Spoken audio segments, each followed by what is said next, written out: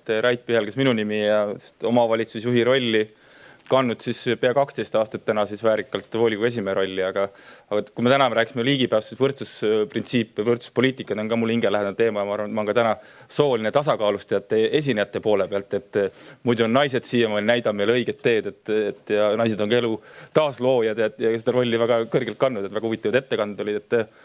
Ma ei tea, kas ma olen kõige inimene sellest rääkima selles mõttes, et mis see meie vaates on, aga ma üritan oma seisukoha anda ja võtta praktilisi näiteid, mis on tehtud, sest üks on see suur pilt, suur mõiste, suur rohepööre, me kasutame hästi palju, aga kuidas me saaksime siis kohalikus omavalitsuses seda rakendada ja mis on juba tehtud.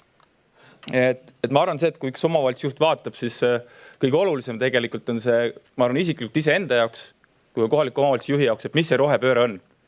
Ja iseenda jaoks ka see ja KOV-i jaoks samamoodi, kui mina mõtlen vallavanema, on see, et mis see konkreetse linna, valla, kogukonna jaoks on. Mida see tähendab? Iga üks on väga erinev, et me võime ju mõelda, et ütleme see valdavalt, et näiteks me täna keegi ei osta fotoaparaati ja ilmuta neid pilte ja pane albumisse, et meil on nad nutitelefonis kuskil pilves, et see on jube ökoloogiline ja jube kasulik.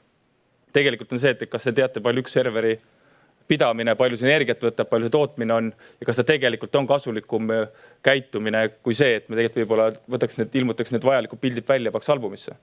Et mis on see elukaar, et hindame seda elukaart, et sageli on need tegevused, mis ma arvan, et on justkui rohepööre, aga tegelikult ei ole. Et ma arvan, kõik me isiklikult saame rohepöördesse väga suure panus anda selle, et kustutage need pildid omal pilvedest ära, mida te kunagi ei vaata, mida teil kunagi vaja ei lähe.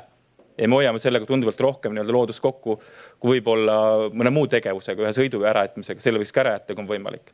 Aga see teadlikkus ja see, mis ühe linna ja valla jaoks on. Et liigirikkusest siin räägite, et kui me sõidame Eestis ringis, ma ütlen, see on piinlikult hästi hoolitsetud suuresti, aga juba on ägedaid kohti, kus parkides on enne jaanipäeva muruga üle minul põlve ja kus on tegelikult liigirikkus ka juba, et ainult ei ole see heinakõrs seal. See, et kas me peame igat platsi niitma, kas me võime tegelikult neid rohealasi rohkem teha, mida me ei niida, kus me teadlikult seda liigirikkust taastame. Näiteks meie valla näitel me teeme neid esimesi näiteid, aga me võime öelda, et kogukonnas tegelikult see rääkimine, miks me seda teeme, muutuse juhtimine, et inimesed sageli sellesse saavad, kuule, miks te enam ei niida, et miks ei pea olema golfimuru ja pargi all. Et hästi oluline ennem kui üldse millega pihta hakata teha ise endale selgeks, mis see rohepööre on ja mis see meie valla jaoks on. Ja ma arvan, et see rohepoliitika keskmes peaks olema nagu eelneva kõnelt elukvaliteedi tõus ja parendavad tegevused. Siin võib öelda ka tegelikult on majanduslik pool ka kindlasti, aga ma arvan, et põhiline see elukvaliteedi tõus. Et see on viimasest rohepöörde raportist mul võetud välja ja ma täiega nõustun sellega, et hästi oluline on see, et me ei teeks midagi näiliselt, vaid sellest ka midagi paraneks. Mis need põhilised väljakutsed teil kohalikul omavalitsusel täna on see tegelikult, et kuidas me jätkusuutlikult majandame. Finantsolukord on väga keeruline, täna oleme siin Rahandusministeeriumis. Tegelikult meil on piiratud ressursside maailm ja peame kogu aeg tegema valikuid.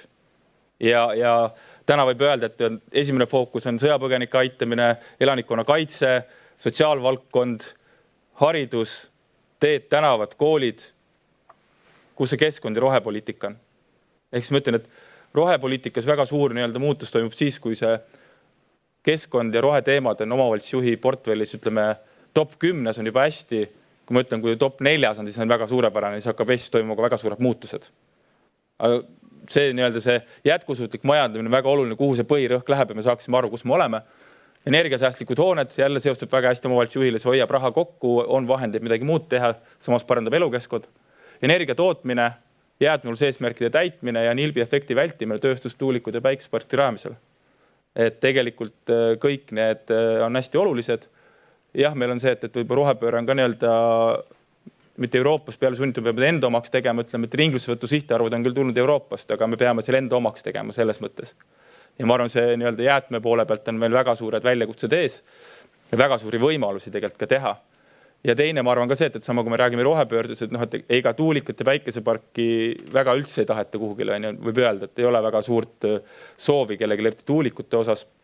Aga kuidas me seda väldime ja miks ma tõingi see tööstuse, tegelikult on see, et tööstus ei ole ilmtingimata keskkonnale koorma, mul on üks näide ka, et see ei tähenda ilmselgelt seda, et see meie keskkonda kuidagi moodi elukeskkonda halvendaks. Aga minu jaoks need on põhiasjad, millele nii-öelda täna nii-öelda kui rohepöörde mõttes ja omavalitsuse juhtimise mõttes ka nagu kohaliku omavalitsuse juhid nagu keskenduvad. Ja ma arvan, et see nii-öelda ellu viia, see ongi nagu need positiivsed näited, et mul endal on isiklik kogemus, kus aasta 2012 oli, kus tegelikult oli piirkond, mis oli kaugkütte, sõlikütte peal ja kus tegelikult siis hakati tootma loomalägast, nii-öelda kõige lihtsamalt sõnnikust hakati tootma elektrit, mille tulemuselt toodeti ka sooja ja tegelikult sellega hakati kütma alevit ja tegelikult see küttehinna langus oli üle 55%. Aga tol hetkel me väga selle keskkonnaalase projektile ei mõelnud, me mõtlesime seda, et hind läheb alla. Ja siis umbes aasta 2014 mõtlesin, et kuule, see on juba äge roheprojekt ka, mis me teinud oleme siia.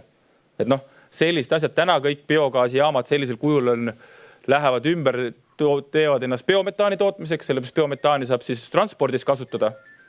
Aga siiski nii-öelda kasulik on, aga tegelikult nii-öelda, kui me võtame selle jäätmemajandusse üle, siis tegelikult on nii, et ütleme, Soomes on omavalitsuste roll suurem ja omavalitsused ise on loonud endale linnade juurde nii-öelda selle jäätme, mida me ladestame oma maa sisse, nemad põletavad, millest midagi teha ei ole ja kütavad sellega oma kaugkütet. Et väga selgelt jälle nii-öelda kasutavad see ressursi ära. Et neid kindlasti nüüd tuleb juurde, siis ma arvan ka see, et üks suur, mida me kõik teame, on see, et gaasibussid, mis on biometaanist, samamoodi siis tegelikult siin on jälle üks ressurss, et tegelikult meie toidujäätmete kogumine eraldi on väga lapsekingades tegelikult ja Eestis on nii palju toidujäätmeid tegelikult, et me saaksime väikseid asulaid külasi tegelikult nii kütte kui toota biometaani, millega me bussid saaks sõita. Väga selge lahendus. Siis energiasäästud avalikud hooned, et ma panin sellega kirja, et mina ütlen, et ka vallajuhin ja endise vallajuhin, et kui on võimalus mingi hoone ära lammutada, siis mina lammutaks ära ehitaks uue asemele. Vabandust, ma võin kedagi solvata võib-olla. Kui see tõesti nõukogude aja pärandi, minul pole probleemi. Need võiks kõik maha tõmmata tegelikult teha väiksemad, funktsionaalsemad, energiasäästlikumad.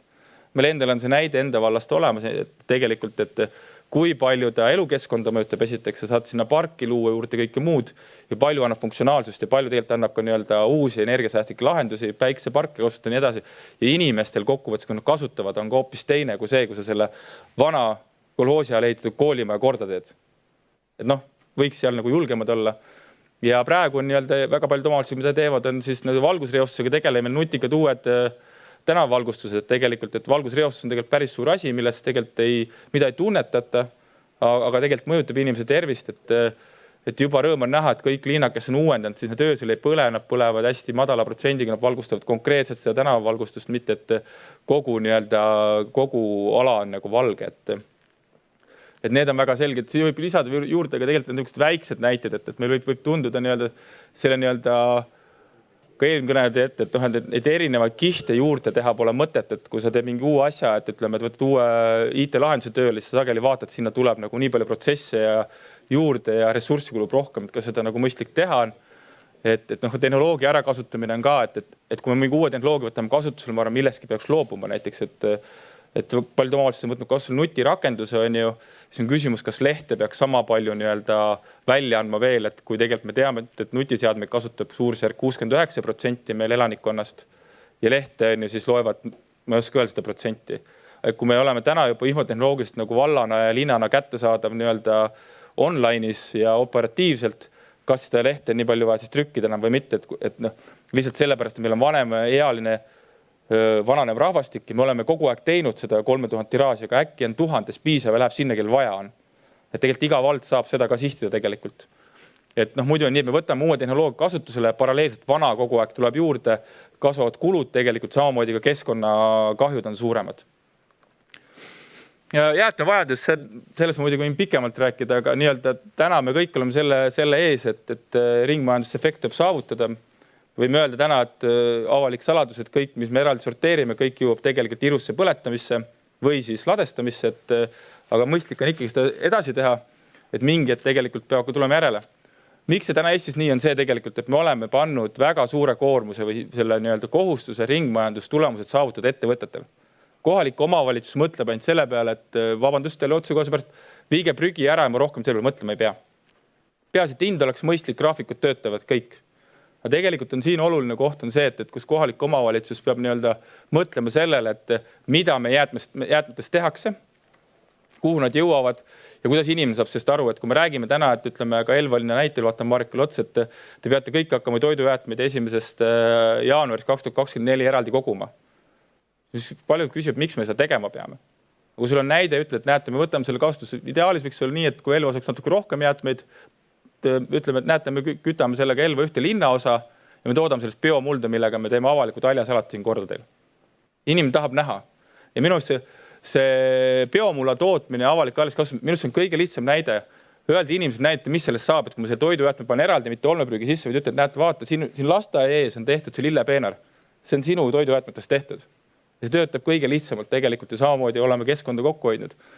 Ja ütleme, jäätmemajandus tervikuna on see, et mõelda, mis sellest saab. Et ütleme, täna me teame, et pakendid jõuavad ringlusse ainult 2%, olmejäätmetest suurusjärk 30%. Et seal on meil nii-öelda mitte küsimus ei ole selles, et kuidas me liigiti kogume, sest me teeme suhteliselt hästi, vaid see, et kuidas omavalitsus võtab see rolli, et tegelikult tekiks käituslahendused juurde. Ma tean, et ministeeriumites on laua peal ka biomassi kasutusele võtmise toetuse meede, kus ma üllatuslikult eile avasin näiteks, et kohalikud omavalitsused ja MTÜd on sealt väljas, et ainult ettevõtted saavad kasutada. Aga ma arvan väga selgelt, kohalik omavalitsuse roll peaks seal suurenema. Ma tean, et Narvas on idee tegelikult oma toidujäätmetest ja teistest ressurssidest tegelikult luua nii-öelda biogaasijaam, mis Narva linna nii-öelda kütaks siis nii-öelda toasoojana ja toodaks elektrit jällegist. Selle ressursi saaks nii-öelda ära kasutada. Kas koostöö ettevõttega, kas kõik peab tegema üksi, et sageli on nii, et me tahame kohaliku omavalitsusena kõike nagu üksi teha, sest me oleme kõige targemad. Riik ka samuti on, et arendame ise tegelikult nii-öelda siis IT-süsteeme. Mina arvan, et IT-süsteem ei tohiks ükski kohalik omavalitsus ega riik üksi arendada, vaid tegelikult on nii palju IT-süsteeme maailmas olemas, mida nii-öelda ümber kohandada tegelikult avaliku sektori jaoks ja kasutada erasektori võimalusi sealt. Et see on väga ehe näide, et Eestis on ainulaadne ja meil on Eestis maailmas ainuke tehas, mis siis on biomassi tootmise tehas, mis on maailmas on 10 tükki neid, nii suur on ainult Eestis, mis siis mehaanilisel teel eraldab puidust siis ligniinid ehk suhkrud. See on see nii-öelda sama tehas taheti Tartusse teha suurt, aga eelmise sajandi generatsiooniga ehk siis seal tegelikult puit tehakse pudinguks ja sealt tuleb veel igast huvitavad asju. See on Viljandisse pöörata ära seal see on. Aga miks ma toon selle näite, et miks on esiteks see tööstusharu on väga huvitav selles mõttes, et selle väljund on see, et seal on keemia, tooted, kosmeetikatooted, toiduaine, plastikud saab sellega asendada, mis on jääkained. Hästi huvitav. Aga samas, kui oleme sinna, siis seal on Euroopa moodsam veepuhastusjaam. Ja selle kõrvaka üles on Alevikus elab 500 inimest, 500 töökohta on ja tegelikult on seal nii, et reopuhasti vajab renoveerimist. Kas me peame hakkama vallana ehitama ise, nii-öelda paneme raha, kulutame keskkonda, ressurssi või me leiame tee ettevõtja kuulge, et äkki on kuidagi võimalik ühendada. Et siuke ka igapäevaste punktide puhul vallas, et kui me tagame mingid, on see soe, kaugkütte, vesi, kõik muu, et leida koostööd ettevõtjaga. Teine seal tervikuna ka, et kuidas seda piirkonda maaelu arendan see, et leida sinna veel juurde ettevõtted, nad otsivad täna tikutulega, et tuleks neid, kes tahaks plastiga tegeleda, kes muude sisenditega tegeleda. Et hästi oluline ettevõtjatega koostöö tegelikult rohepöörde mõttes. Ja rohepöördel on majanduslik mõju, mõtlen selles mõttes, et kui see Finboli tehas Eestis läheb käima nii suurelt, nagu neil plaanis on, siis tegelikult ma arvan, ta annab nagu väga suure tõukaga väga paljudele Eesti ettevõtetele, kes vähegi haagivad juurde. Ja täna me näeme ka seda, et Saaremaal, kui üks tuulik kukub maha, siis öeldakse, et sellest pole midagi püsti pole vaja panna, sellepärast, et 5 kuuga tagasi teend ennast. Et seal nagu raha on, et kokkuvõttes piirkond arendab.